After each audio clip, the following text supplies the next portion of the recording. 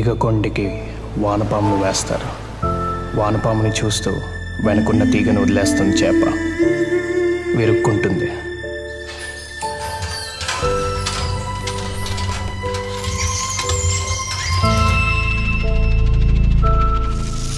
అయినా వారం క్రితం లేనే లేవు. ఎక్కడి నుంచి వచ్చారా బాబు ఈ నెలకలు? ఏమైనా ప్రాబ్లమ్స్ ఉంటే రాసి పెట్టండి, రేపు వచ్చి చూసి అన్నీ ఫిక్స్ చేయిస్తాను.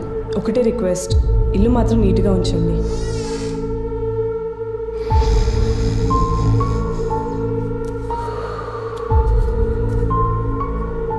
ఈ అపార్ట్మెంట్లో దొంగలు ఎవరు ఉన్నారా? అప్పుడప్పుడు పాల ప్యాకెట్లు న్యూస్ పేపర్లో మాయమవుతూ ఉంటాయి. అంతకు మించి పెద్ద ఎప్పుడేం పోలేదు.